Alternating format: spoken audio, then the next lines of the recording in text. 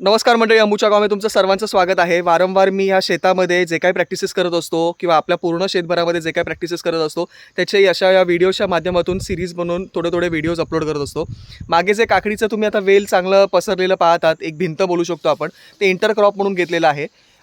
खरं म्हणजे बघायला गेलं तर मुख्य आपलं प्लांटेशन आपण आंब्याची लागवड केलेली आहे. इस्रायल टेक्निक वापरून आपण प्लांटेशन केलेलं आहे आणि मधल्या अंतरामध्ये म्हणजेच फ्री स्पेसमध्ये कॅनपी सेट होईपर्यंत साधारण 10 ते 8 फुटाचं अंतर आपल्याला अजूनही वापरण्यासारखं आहे.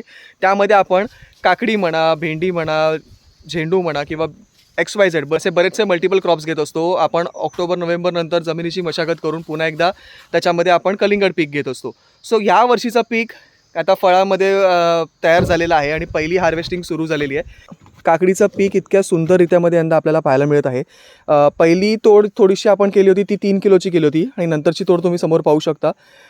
मला माहीत नाही ही किती किलो आहे आणि फार आनंद आहे हे बघून की आपण जे काही प्रयोग करत आहोत त्याच्यामध्ये आपल्याला सेल्फ सस्टेनेबिलिटी, मी वारंवार सांगतो आहे, सेल्फ सस्टेनेबिलिटी आणण्यासाठी अशा सगळ्या मॉडर्न टेक्निक्सचा वापर करणं गरजेचं आहे. आंबा लागेपर्यंत अजून 2 ते 3 वर्ष आहेत किंवा 4 वर्ष देखील आहेत. प्रत्येक झाडाच्या कॅनपीच्या हिशोबाने त्याचं फळधारणा पुढे आपण अपेक्षित धरत आहोत. परंतु इथे झेंडू पाहू शकता, पुढे आपण मिरची घेतलेली आहे, पुन्हा एकदा झेंडू घेतलेला आहे, तिथे पुढे भेंडी घेतलेली आहे. सो अशा प्रकारचे इंटरक्रॉप्स घेतल्या कारणाने काय होतं, जमिनीमध्ये जे काही आपण इन्व्हेस्ट करत आहोत, या मल्चिंग पेपरसाठी खर्च म्हणा किंवा ही जी काही मजुरी करत आहोत आपण या प्लॉटवरती, ती सगळी अशा इंटरक्रॉप्सच्या मदतीमुळे भरून निघते.